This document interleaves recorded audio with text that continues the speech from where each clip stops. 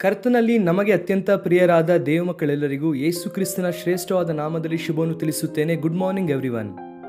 ಯೇಸು ಕ್ರಿಸ್ತನು ನಿಮ್ಮೆಲ್ಲರ ಜೀವಿತದಲ್ಲಿ ಅದ್ಭುತವನ್ನು ಮಾಡಬೇಕೆಂದು, ಆತನ ದಿವ್ಯ ನಾಮಸ್ಮರಣೆಯಲ್ಲಿ ನೀವು ಯಾವಾಗಲೂ ಕೂಡ ಬೆಳೆಯಬೇಕೆಂದು, ಫಲ ಕೊಡಬೇಕೆಂಬುದಾಗಿ ಮನಪೂರ್ವಕವಾಗಿ ಕೋರುತ್ತೇನೆ. ಕ್ರೈಸ್ಟ್ ವರ್ಷಿಪ್ ಸೆಂಟರಿಂದ, ಜಾನ್ ವೆಸ್ಲಿ ಇಂಟರ್ನ್ಯಾಷನಲ್ ಮಿನಿಸ್ಟ್ರೀಸಿಂದ ಪ್ರತಿದಿನವೂ ಕೂಡ ನಿಮಗೋಸ್ಕರವಾಗಿ ಪ್ರತ್ಯೇಕವಾಗಿ ಪ್ರಾರ್ಥಿಸುತ್ತಿದ್ದೇವೆ. ಜಾನ್ ವೆಸ್ಲಿ ಕನ್ನಡ ಯೂಟ್ಯೂಬ್ ಚಾನಲಲ್ಲಿರುವಂಥ ಆನ್ಲೈನ್ ಫ್ಯಾಮಿಲಿ ಆಗಿರುವಂತಹ ನಿಮ್ಮೆಲ್ಲರಿಗೂ ಕೂಡ ಪ್ರತ್ಯೇಕವಾದ ಪ್ರಾರ್ಥನೆ ನಡೆಯುತ್ತಿದೆ. ಕರ್ತನು ನಿಮ್ಮನ್ನು, ನಿಮ್ಮ ಪರಿಸ್ಥಿತಿಯನ್ನು ಆಶೀರ್ವದಿಸಬೇಕೆಂಬುದಾಗಿ ನಾವು ಮನಪೂರ್ವಕವಾಗಿ ಪ್ರಾರ್ಥಿಸುತ್ತಿದ್ದೇವೆ. ಪ್ರತಿದಿನವೂ ಕೂಡ ಸತ್ಯವೇದದಿಂದ ಒಂದು ವಾಗ್ದಾನವನ್ನು ಓದುವುದರ ಮೂಲಕ, ಅದನ್ನು ಧ್ಯಾನಿಸುವುದರ ಮೂಲಕ, ದೇವರ ವಾಗ್ದಾನದ ಮೇಲೆ ಗಮನ ಇಡುವುದರಿಂದ ಆಧ್ಯಾತ್ಮಿಕವಾದಂತಹ ಜೀವವನ್ನು ಹಾಗೂ ಆನಂದವನ್ನು ಹೊಂದಿಕೊಳ್ಳುತ್ತೇವೆ. ಈ ವಾಗ್ದಾನದ ಮೂಲಕ ನಿಮ್ಮಲ್ಲಿ ಅನೇಕರು ಆಶೀರ್ವದಿಸಲ್ಪಡುತ್ತಿದ್ದೀರಾ ಎಂಬುದಾಗಿ ನೀವು ಕೊಡುತ್ತಿರುವ ಸಾಕ್ಷ್ಯ ನಿಮಿತ್ತ ನಾನು ಕರ್ತನಿಗೆ ಸ್ತೋತ್ರ ಹೇಳುತ್ತೇನೆ. ಈ ದಿನದ ವಾಗ್ದಾನವನ್ನು ಓದೋಣ. ಸತ್ಯವೇದವನ್ನು ತೆಗೆದು 81ನೇ ಕೀರ್ತನೆ 16ನೇ ವಾಕ್ಯವನ್ನು ಓದೋಣ. Sam 81 and verse 16. ನಾನು ಅವರಿಗೆ ಶ್ರೇಷ್ಠವಾದ ಗೋಧಿಯನ್ನು ಊಟಕ್ಕೆ ಕೊಟ್ಟು ಬಂಡೆಯೊಳಗಿನ ಜೇನಿನಿಂದ ತೃಪ್ತಿಪಡಿಸುವೆನು. ಆಮೇಲೆ ದೇವರಿಗೆ ಸ್ತೋತ್ರವಾಗಲಿ. ಎಷ್ಟು ಸುಂದರವಾದಂತಹ ಮಾತು. ದೇವರು ನಮ್ಮ ಪೋಷಕನು, ಎರಡನೆಯದಾಗಿ ಆತನು ನಮ್ಮನ್ನು ತೃಪ್ತಿಪಡಿಸುವಂತಹ ದೇವರು. ಈ ಎರಡು ವಿಷಯವನ್ನು ನೆನಪಿನಲ್ಲಿಟ್ಟುಕೊಳ್ಳಬೇಕು. 81ನೇ ಕೀರ್ತನೆಯನ್ನು ಆಸಾಫನೆನ್ನುವಂತಹ ದೈವ ಸೇವಕನು ಬರೆಯುತ್ತಾರೆ.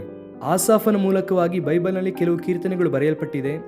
ಎಷ್ಟು ಶ್ರೇಷ್ಠವಾದ ವಿಷಯಗಳು ಅದರಲ್ಲಿ ಕಾಣಿಸುತ್ತದೆ ಅಂದರೆ, ಆಸಾಫನು ದೇವರನ್ನು ಆತುಕೊಂಡಾಗ, ದೇವರ ಕಡೆಗೆ ಅವನು ತಿರುಗಿದಾಗ, ಆತನು ಹೊಂದಿಕೊಂಡಂತ ಆಶೀರ್ವಾದಗಳನ್ನು ಅಥವಾ ಆತನು ಹೊಂದಿಕೊಂಡಂತಹ ವಾಗ್ದಾನಗಳನ್ನು ಆತನ ಕೀರ್ತನೆಯಲ್ಲಿ ಸ್ಪಷ್ಟವಾಗಿ ನಾವು ನೋಡುತ್ತೇವೆ.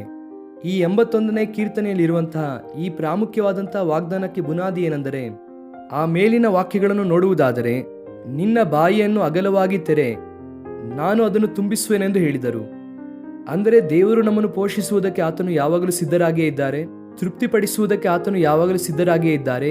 ನಾವು ಮಾಡಬೇಕಾದ ಕೆಲಸ ಏನೆಂದರೆ, ನಮ್ಮ ಜೀವಿತವನ್ನು ತೆರೆಯುವುದಾದರೆ, ನಮ್ಮ ಹೃದಯವನ್ನು ತೆರೆಯುವುದಾದರೆ, ದೇವರು ಆತನ ಸಮೃದ್ಧಿಯಿಂದ ನಮ್ಮನ್ನು ತುಂಬಿಸಬೇಕೆಂದು ಆತನು ಯಾವಾಗಲೂ ಕೋರುತ್ತಿದ್ದಾರೆ. ಶ್ರೇಷ್ಠವಾದಂತಹ ಗೋಧಿಯಿಂದ ನಿನ್ನನ್ನು ಪೋಷಿಸುತ್ತೇನೆಂದು ವಾಗ್ದಾನ ಮಾಡಿದ್ದಾರೆ. ಶ್ರೇಷ್ಠವಾದ ಗೋಧಿ ಎಂದು ಹೇಳಿದ್ದಾರೆ. ಒಂದು ಮಾತನ್ನು ಕೇಳಿರಿ, ದೇವರು ಶ್ರೇಷ್ಠನಾಗಿದ್ದಾನೆ, ಆದ್ದರಿಂದ ಆತನು ಕೊಡುವಂಥ ಪ್ರತಿ ಬಹುಮಾನವೂ ಕೂಡ ಶ್ರೇಷ್ಠವಾದದ್ದೇ. ಯಾಕೋಬನೆನ್ನುವಂಥ ಭಕ್ತನು ಹೇಳುತ್ತಾನೆ, ಶ್ರೇಷ್ಠವಾದ ಎಲ್ಲಾ ವರಗಳು ಪರಸಂಬಂಧವಾದದ್ದು ದೇವರಿಂದ ಬರುತ್ತದೆ. ಆ ದೇವರು ಎಂಥವರು ಅಂದರೆ ಅಗಮ್ಯವಾದವನೆಂಬುದಾಗಿ ತನ್ನ ಪತ್ರಿಕೆ 1ನೇ ಅಧ್ಯಾಯದಲ್ಲಿ ಬರೆಯುತ್ತಾರೆ. ನಮ್ಮ ದೇವರು ನಮಗೆ ಶ್ರೇಷ್ಠವಾದದನ್ನೇ ಅನುಗ್ರಹಿಸುವಂತಹ ದೇವರು. ದೇವರ ಮಕ್ಕಳಾಗಿ ಶ್ರೇಷ್ಠವಾದದನ್ನು ಹೊಂದಿಕೊಳ್ಳುವಂಥ ಹಕ್ಕು ನಮಗೆ ಇದೆ. ಈ ದಿನ ನಿನ್ನನ್ನು ಯಾರು ಪೋಷಿಸುತ್ತಾರೆ ಎಂಬುದಾಗಿ ಬಾಧೆ ಪಡುತ್ತಾ ಇದೆಯಾ, ದುಃಖ ಪಡುತ್ತಾ ಇದೆಯಾ, ನನ್ನ ಕುಟುಂಬದ ಪರಿಸ್ಥಿತಿ ಏನೆಂಬುದಾಗಿ ಅಳುತ್ತಾ ಇದೆಯಾ? ವೆಸ್ಲಿ ಅವರೇ, ಸಾಕಾಗದೇ ಇರುವಂತಹ ಸಂಬಳ ರೀ, ಖರ್ಚು ಜಾಸ್ತಿ ಆಗುತ್ತಾ ಇದ್ದರೆ ಸಂಬಳ ಸಾಕಾಗುತ್ತಾ ಇಲ್ಲ. ಎಷ್ಟೋ ಸಮಸ್ಯೆ ಇಕ್ಕಟ್ಟುಗಳ ಮಧ್ಯದಲ್ಲಿ ಇದ್ದೇನೆ, ನನಗೆ ಪೋಷಿಸುವಂಥದ್ದು ಭಾರವಾಗಿದೆ, ಮಕ್ಕಳನ್ನು ಪೋಷಿಸುವುದಕ್ಕೆ ಆಗುತ್ತಾ ಇಲ್ಲ, ಅವರ ಭವಿಷ್ಯತ್ತೇನೆಂದು ಗೊತ್ತಾಗುತ್ತಿಲ್ಲ ಎಂಬುದಾಗಿ ವಿಷಾದ ಪಡುತ್ತಿದ್ದೀಯಾ? ಸಹೋದರ ಕೇಳು, ದೇವರು ನಿನ್ನೊಂದಿಗೆ ಮಾತನಾಡುತ್ತಿದ್ದಾರೆ. ನೀನು ಆತನ ಕಡೆಗೆ ತಿರುಗುವುದಾದರೆ, ಯೇಸು ಕ್ರಿಸ್ತನಲ್ಲಿ ನಂಬಿಕೆಯನ್ನು ಇಡುವುದಾದರೆ, ದೇವರನ್ನು ರಾಜನಾಗಿ ಕರ್ತನಾಗಿ ನೀನು ಹೃದಯದಲ್ಲಿ ಪ್ರತಿಷ್ಠಿಸಿಕೊಳ್ಳುವುದಾದರೆ, ದೇವರು ವಾಗ್ದಾನ ಮಾಡಿದ ಆತನು ನಂಬಿಗಸ್ತನು. ಆದ್ದರಿಂದ ಶ್ರೇಷ್ಠವಾದ ಗೋಧಿಯಿಂದ ನಿನ್ನನ್ನು ತೃಪ್ತಿಪಡಿಸುತ್ತೇನೆ ಎಂಬುದಾಗಿ, ನಿನ್ನನ್ನು ಪೋಷಿಸುತ್ತೇನೆಂದು ದೇವರು ವಾಗ್ದಾನ ಮಾಡುತ್ತಿದ್ದಾರೆ. ನಾನು ಕೇವಲ ಭೌತಿಕ ಸಂಬಂಧವಾದ ಗೋಧಿಯ ಕುರಿತಾಗಿ ಮಾತಾಡುತ್ತಿಲ್ಲ. ದೇವರು ಶ್ರೇಷ್ಠವಾದ ಆಶೀರ್ವಾದವನ್ನು, ಶ್ರೇಷ್ಠವಾದ ಪೋಷಣೆ, ನಿನಗೆ ಬೇಕಾದ ಶಾರೀರಿಕವಾದ, ಮಾನಸಿಕವಾದ, ಆರ್ಥಿಕವಾದ ಪೋಷಣೆಯನ್ನು ದೇವರು ಕೊಡುತ್ತಾರೆ. ಆತನು ನಮ್ಮ ಪೋಷಕನು. ಚಿಂತೆ ಪಡಬೇಡ, ಅಧೈರ್ಯ ಪಡಬೇಡ. ಏನು ತಿನ್ನಬೇಕು, ಏನು ಕುಡಿಯಬೇಕೆಂಬುದಾಗಿ ಚಿಂತಿಸುತ್ತಾ ಇದೆಯಾ? ಏನು ಧರಿಸಿಕೊಳ್ಳಬೇಕೆಂದು ಚಿಂತಿಸುತ್ತಾ ಇದೆಯಾ? ಮತ್ತಾಯನ ಸುವಾರ್ತೆ 6ನೇ ಅಧ್ಯಾಯವನ್ನು ಗಮನದಿಂದ ಓದಿರಿ. ಯೇಸು ಕ್ರಿಸ್ತನು ಕ್ಲಿಯರ್ ಆಗಿ ಹೇಳುತ್ತಾರೆ, ನೀವು ಯಾವುದರ ಕುರಿತಾಗಿ ಚಿಂತಿಸಬೇಡಿ, ದೇವರ ರಾಜ್ಯಕ್ಕಾಗಿ, ನೀತಿಗಾಗಿ ತವಕ ಪಡಿರಿ, ಆಗ ಅದೆಲ್ಲವೂ ಕೂಡ ನಿಮಗೆ ಕೊಡಲ್ಪಡುವುದು. ನಮ್ಮ ಬಾಯಿ ತೆರೆಯುವುದೆಂದರೆ ಅದೇ, ಆತನ ರಾಜ್ಯಕ್ಕಾಗಿ, ನೀತಿಗಾಗಿ ಹುಡುಕುವವರಾಗಿ ನಾವಿರಬೇಕು. ಅಷ್ಟು ಮಾತ್ರವಲ್ಲದೆ, ಬಂಡೆಯೊಳಗಿನ ಜೇನಿನಿಂದ ತೃಪ್ತಿಗೊಳಿಸುವೆನೆಂಬುದಾಗಿ ವಾಗ್ದಾನ ಮಾಡಿದ್ದಾರೆ. Honey that comes from the rock, ಬಂಡೆಯೊಳಗಿನ ಜೇನಿನಿಂದ ತೃಪ್ತಿಪಡಿಸುವೆನು.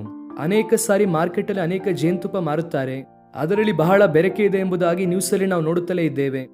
ಬೆಲ್ಲದ ಪಾನಕವನ್ನು ಅಥವಾ ಶುಗರ್ ಸಿರಪ್ ಅನ್ನು ಆಡ್ ಮಾಡಿ ಅದನ್ನೇ ಜೇನುತುಪ್ಪ ಎಂದು ಮಾರುತ್ತಿದ್ದಾರೆ ಎಂಬುದಾಗಿ. ಭೌತಿಕ ಸಂಬಂಧವಾದ ಜೇನುತುಪ್ಪದಲ್ಲಿ ಬೆರಕೆ ಇದೆಯೇನೋ, ಆದರೆ ದೇವರು ನಮಗೆ ಕೊಡುವಂತಹ ತೃಪ್ತಿ, ಆತನು ನಮಗೆ ಕೊಡುವಂತಹ ಬಂಡೆಯೊಳಗಿನ ಜೇನಿನಲ್ಲಿ ಬೆರಕೆ ಇಲ್ಲ. ಶ್ರೇಷ್ಠವಾದ ಪದಾರ್ಥವನ್ನು ಈ ದಿನ ದೇವರು ನಮಗೆ ಕೊಡುತ್ತಿದ್ದಾರೆ. ಈ ದಿನ ಈ ವಾಗ್ದಾನವನ್ನು ಕ್ಲೇಮ್ ಮಾಡಿರಿ. ಮನಪೂರ್ವಕವಾಗಿ ದೇವರನ್ನು ದೃಷ್ಟಿಸಿರಿ.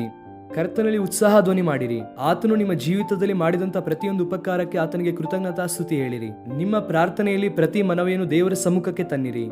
ಧೈರ್ಯವಾಗಿ ಕೃಪಾ ಸಿಂಹಾಸನದ ಬಳಿ ಬನ್ನಿರಿ. ಕರ್ತನು ನೀವು ಯೋಚಿಸುವುದಕ್ಕಿಂತಲೂ ಅಧಿಕವಾದಂಥ ಉಪಕಾರಗಳನ್ನು ಒಳಿತನ್ನು ಮಾಡುವುದಕ್ಕೆ ಆತನು ಯಾವಾಗಲೂ ಸಿದ್ಧನೇ.